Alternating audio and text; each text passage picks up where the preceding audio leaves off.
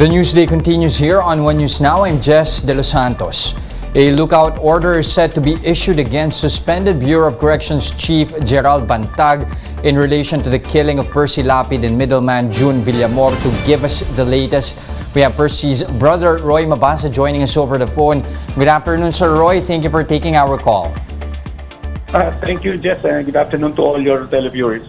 All right, first and foremost, sir, have you had any form of communication with General Bantag all throughout the course of this investigation, and especially now that murder raps have been filed?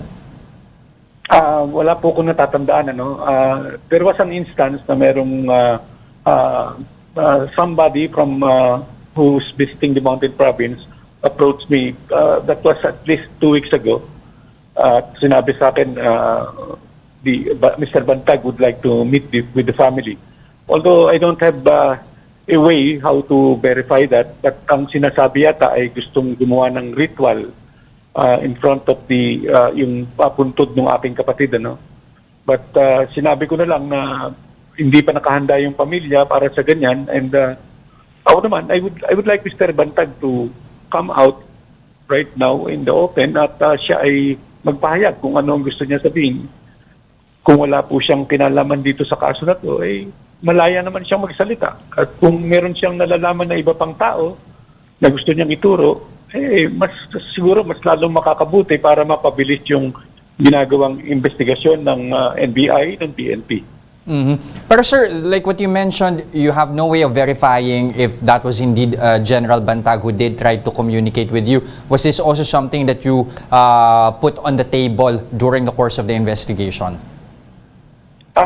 Hindi ko po na yan nasabi sa kanila dahil ito naman unverified, But I can assume na yung nagpadala sa akin ng mensahe na isang responsableng tao dahil hindi naman din siya naiiba sa larangan ng ating ginagawa, Just the same, sinabi ko na hindi handa ang pamilya na gawin yun sa pagkakataong yun because that was 2 weeks ago, So that was barely 2 weeks after na namatay yung aking kapatid.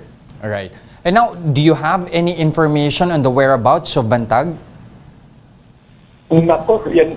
Gusto ko nga po, lumabas silang dalawa ng kanyang deputy, at magsalita na. Ito naman si kabubuti ng, ng buong bayan at sa pagsaliksik natin ng katotohanan.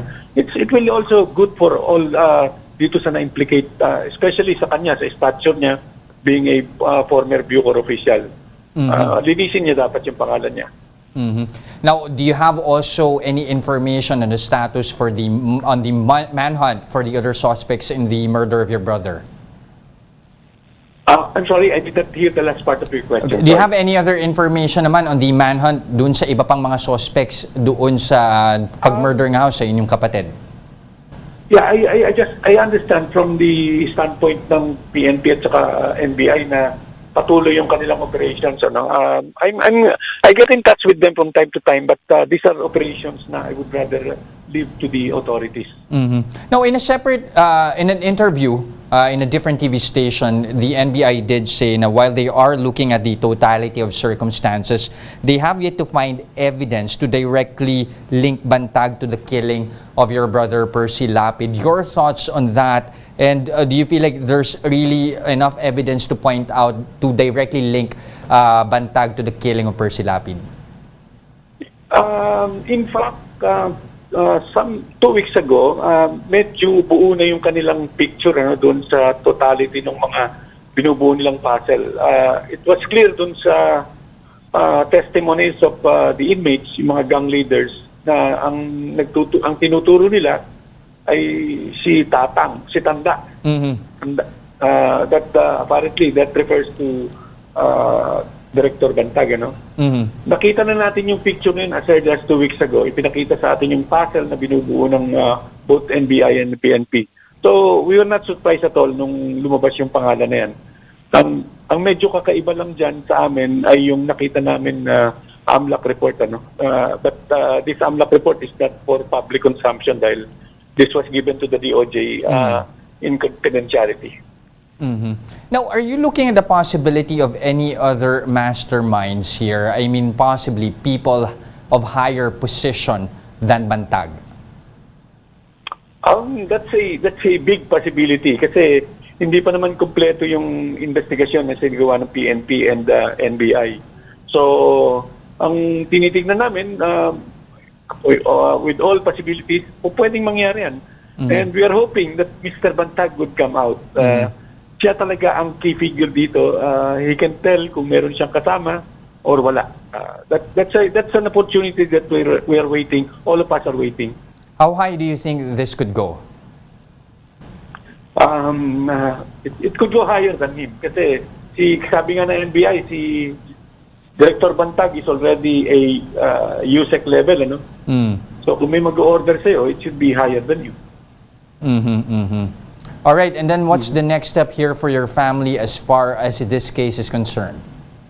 We're preparing for other legal moves, and I'm not at liberty to disclose that, but it has something to do also with what the government has found out in the BuCor.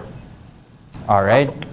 Thank you very much again for your time this afternoon, Roy Mabasa. Thank you, sir. Salamat, Jess. Thank you.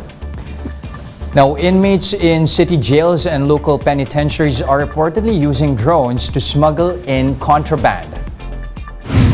Bureau of Jail Management and Penology spokesperson Xavier Solda told 1PH that they were able to spot a drone carrying a sachet of illegal drugs in one of the facilities. Because of this incident, the agency vowed to be more stringent in inspecting prison cells. We received a report na merong drone na natagpuan malapit sa jail facility natin.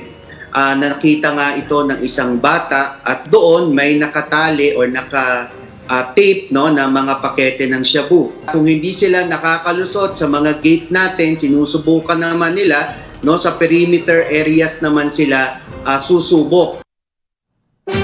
Now, aside from drones, a so-called paabot system is also being used to sneak in contraband. Karoon ho tayo ng mga karanasan na hinahalo ho nila sa pagkain, lalo na ho yung mga Tetra Paks. Then yung iba nga ho sa karanasan ng BJMP, hinahalo ho sa mga eye drop, pati private parts, nung dalaw, doon ho nila pinadadaan, Meanwhile, aside from illegal drug trade, guns for hire remain rampant within the Bureau of Corrections, according to former Police Director Benjamin Magalong. Magalong told the chiefs that some inmates are still able to establish networks and control drug transactions outside the facility. He added that it is easy for them to connive with prison guards over the use of phones and other contraband as long as there is money involved. It's all about money.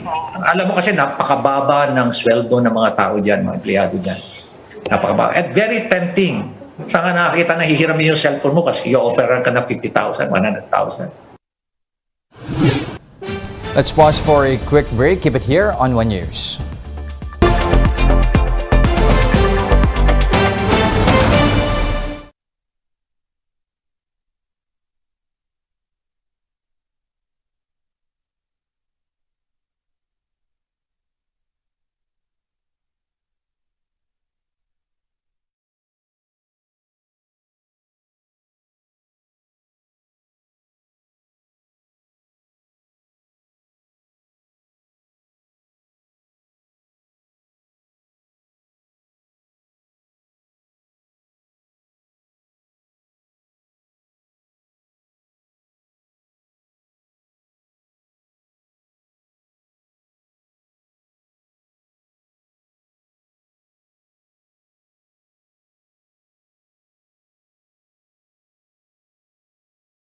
You're still watching One News Now. I'm Jess De Los Santos. The hearing on the bail petition by detained actor Vong Navarro continues. Brian Castillo with the report. The Taguig City Regional Trial Court resumed its hearing on Vong Navarro's petition for bail. Navarro attended virtually from the NBI Detention Center, while Denise Cornejo personally appeared.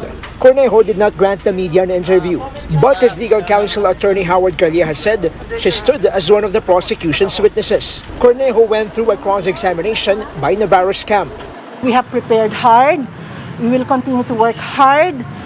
The truth will come out, we hope, through the cross-examination, made upon Ms. Denise Cornejo. So we're keeping our fingers crossed, and it's all up to the judge at this point.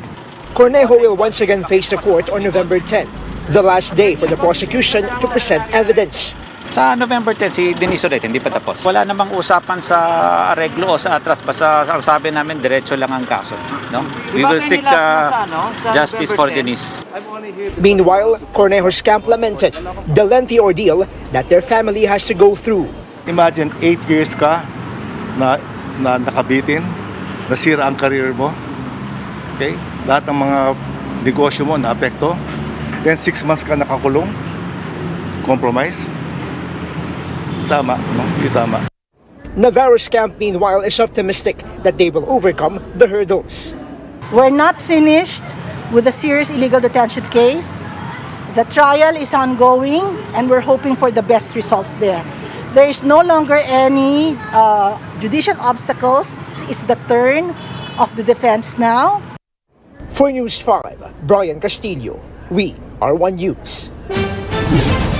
President Bongbong Marcos is in Tacloban City to commemorate 9 years since the onslaught of Super Typhoon Yolanda.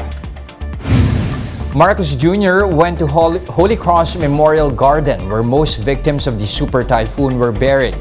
Yolanda claimed the lives of more than 6,000 people back in 2013, but the president said there could be more fatalities.